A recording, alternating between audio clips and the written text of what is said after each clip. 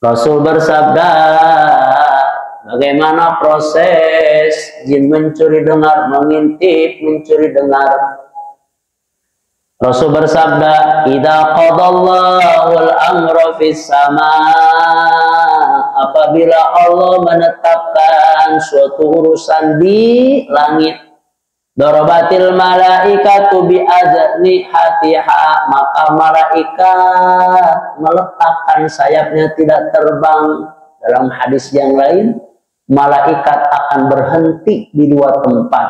Malaikat tidak akan terbang di dua tempat, yaitu majlis zikir dan majlis ilmu. Kalau mereka senang terhadap orang-orang yang berada di dalamnya, maka kita punya potensi mendapatkan syafaat, pertolongan, bantuan dari para malaikat. Syafaat pertolongan datang bisa dari Allah. Syafaat pertolongan bantuan bisa datang dari malaikat. Syafaat pertolongan bisa datang dari orang-orang beriman. Syafaat pertolongan bisa datang dari amal-amalan kita. Maka rugi ada waktu kosong, sehat. Kalau tidak ngaji, kalau tidak taklim. Taklim ngaji bisa di masjid, bisa di musola, di kantor, di YouTube, di TikTok, banyak sekarangnya, banyak. Tinggal maunya saja. Maka kita terusin. Idza qadallahu al-amra fis sama'i, apabila Allah menetapkan suatu urusan di langit, darbatil malaikatu bi ajnihatiha, maka para malaikat meletakkan sayapnya. Khud'an liqaulihi, karena tunduk patuh atas perintah Allah. Ka'annahu silsilatun ala safwanin, seolah-olah malaikat itu mendengar gemerincing besi ke atas batu. Kuncing. Oh, gitu. Ketika datang informasi berita dari Allah ke siapa? Para malaikat. Seolah-olah suaranya itu seperti suara apa? Gemerincing besi jatuh di atas batu. Safwan. Faidha fuzi'an qulubihim, apabila hati malaikat sudah merasa tenang, tidak kaget lagi. Mereka berkata, "Madza qala rabbukum", apa yang sudah disampaikan Tuhanmu kepada kalian. Malaikat dengan malaikat yang lainnya. Malaikat dengan malaikat yang lain berkata apa? Apa yang sudah Allah informasikan, beritakan kepada kalian. Qalu lilladzi qala al-haqq, maka malaikat berkata kepada yang lainnya, firman Allah yang benar, karena Allah Maha Tinggi, Allah Maha Kabir, besar. Fayasma'uha musriqus sam'i, maka setan-setan pencuri dengar mendengarkan informasi. Musriqus sam'i hakadha ba'duhu fawqa ba'din, apa? Bagaimana? Bertumpuk-tumpuk cara mereka mendengarkan, mencuri dengar itu bertumpuk-tumpuk. Bertumpuk-tumpuk gimana? Setan-setan jin-jin tersebut, wa wasafa Sufyan, digambarkan, dibayangkan, digambarkan, bikafihi, oleh Sufyan, seperti ini telapak tangan saya ini, kemudian paha dimiringkan, wabaddada baina asabihi, kemudian setelah dimiringkan direnggangkan jari-jarinya. Nah, jadi direnggangkan, setan jin ini sampaikan ke sini, ke bawahnya, setan jin sini sampaikan ke bawahnya, terus sampai kepada mitranya, itu dukun atau tukang sihir nih. Fayasma'ul kalimah, mendengarkan obrolan malaikat siapa jin tersebut, wa yulqiha ila man tahtahu summa yulqiha al-akhar ila man tahtahu, terus sampaikan tadi.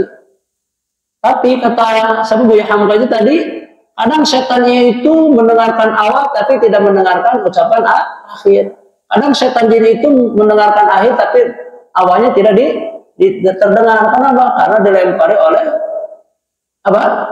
Bintang dilempar.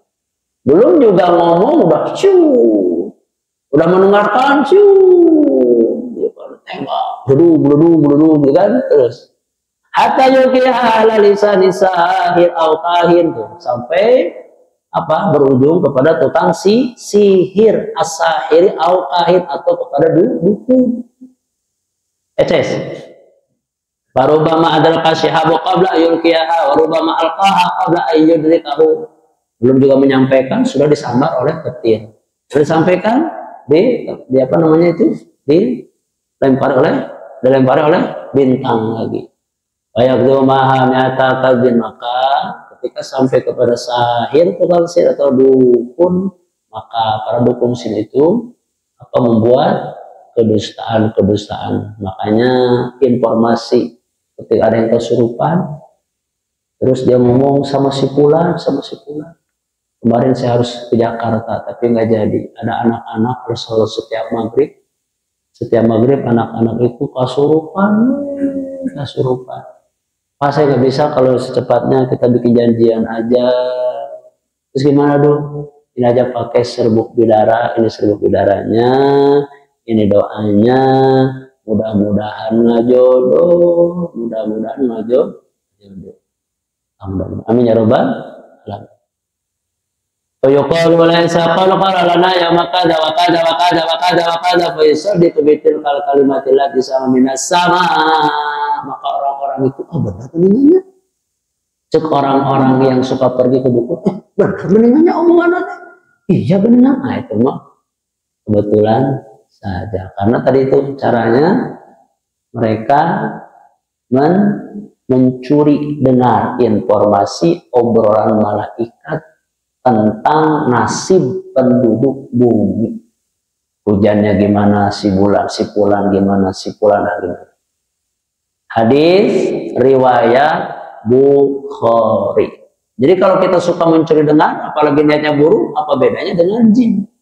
Kadang orang lain jahat-jahat, jin itu jahat-jahat. Dari kita ada sifat mereka. Halo, ayah, ngaji diri, ngaji rasa. Ngaji rasa. Tutunya ke batur hiji opat kepada diri kita. Maka gimana? Ngaji diri, ngaji rasa. Ngaji diri, ngaji rasa. Ngaji diri, ngaji rasa. Ya. Alhamdulillah. Next 4. Ibrah yang keempat. Islam mengajarkan untuk selalu hidup dalam toleransi dengan menjaga hak-hak pribadi orang lain. Jaga hak-hak orang lain, jangan selalu kepo. Juga melarang untuk mencampuri bahkan mengintip hal yang bukan urusan kita, sehingga bisa menyebabkan tersebarnya aib seseorang atau kegaduhan yang lain. Diintip salakip kamar mandi buru-buru eta HP gitu aya. Laki belum datang ke rumah buru-buru dihapusan eta WhatsApp ayo gitu ya. Atau kebalikannya. Sayangin itu. Artinya jadi nggak percaya kan suami istri kan. Nah, jaga. Tidak mungkin suami ngobrol semua perkara kepada istri, begitu pula kebalikannya. Sama-sama saling menghormati. Andaikan istri suami berbuat tidak baik, maka serahkan kepada Allah urusan. Kalau kita sudah memberi nasihat dengan baik, urusan kepada Allah. Doakan saja, ya Allah, suami saya sedang mencari nafkah untuk keluarga anak istri, sehatkanlah badannya ya Allah, mudahkanlah urusannya, kabulkan hajat-hajat cita-citanya ya Allah. Itu istri yang baik salaki dagang, pemajikan ngadoa. Lain ieu mah salaki gawe, pamajikan teh motoran memotoran OTW pakai kacamata hidung ayo gitu ayah mana di mana Pak Bu di itu di mana di itu ya kan salaki kasawah buka sajadah salat duha Allahumma ingkana rizki fis sama'i fa'zilku ya Allah andaikan rizkiku di langit maka turunkanlah wa in kana fil ardi fa'khrijo ya Allah andaikan rezekiku di muka bumi ini di perut bumi itu ini maka keluarkan ya doa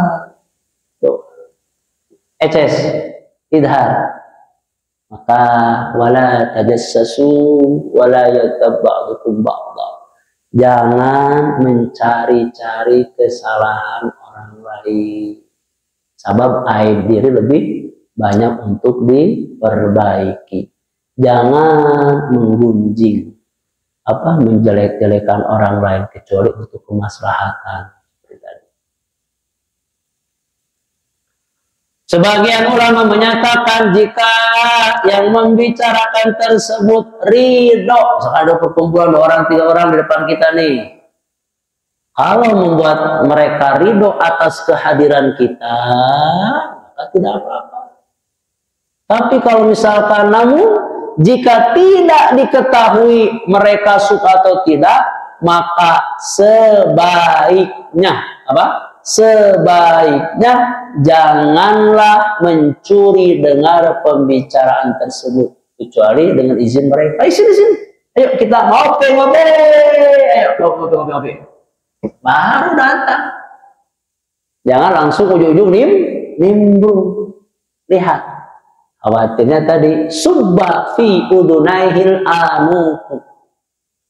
Kedua kuping telinganya dituangkan oleh timah panas yang mencair. Alhamdulillah. Kelima, ibrah yang kelima, mencuri dengar atau menguping pembicaraan orang lain menyebabkan hukuman aib di dunia dan terlebih lagi hukuman di akhirat nanti. Jangan meremehkan dosa-dosa kecil karena kalau dibiarkan bertumpuk menjadi dosa besar. Kata Yusuf Al-Qaradawi, melakukan dosa kecil secara terus-menerus dan tidak mau bertobat, hal ini dapat menjadikan dosa besar karena bertumpuknya dosa-dosa kecil tadi dan dapat mengurangi keimanan. Al-iman yazidu wa yanqus. Iman itu fluktuatif, naik turun. Yazidu bitta'ah. Bertambahnya iman itu karena ketaatan, wa yanqusu bil ma'siyah. Berkurangnya iman itu karena kemaksiatan. Apa pupuk iman? Pupuk iman adalah ilmu. Apa? Pupuk iman adalah ilmu. Akan tetapi, teruskan kata Yusuf Al-Qaradawi, akan tetapi orang yang selalu berbuat dosa tidak sampai menjadi kafir secara mutlak menurut akidah Ahlus Sunnah wal Jamaah. Orang yang melakukan dosa besar itu tidak dihukumi sebagai orang kafir, tetapi mukmin fasik. Tetap dia disebut mukmin, tapi mukminnya mukmin fasik, berbuat maksiat. Beda dengan kaum Mu'tazilah. Menurut akidah Mu'tazilah, orang yang melakukan dosa besar maka dia disebut kafir dan selama-lamanya berada di neraka.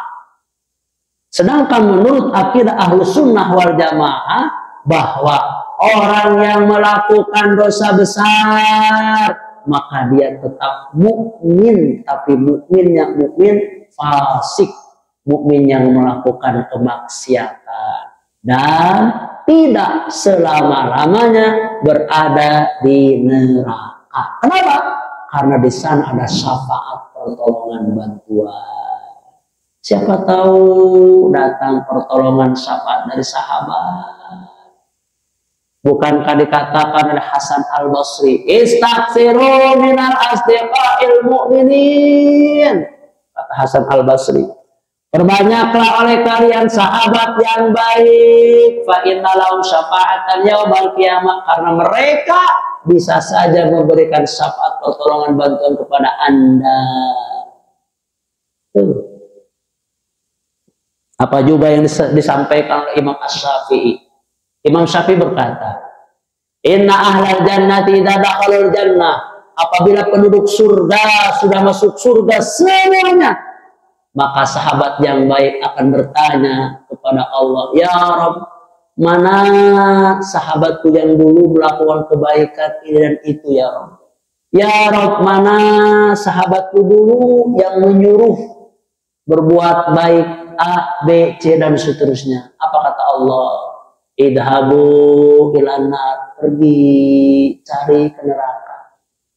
Wa adkhil man kana fi qalbihi mithqal habbatin minal iman. Masukkan sahabatmu itu ke dalam surga sepanjang di dalam dirinya ada iman, walaupun seberat biji sawi. Maka dikatakan pula dalam kitab Samanuna lin najati minan nar karangan Muhammad Hasan, ada 80 cara agar terhindar dari siksa api neraka. Di antaranya apa?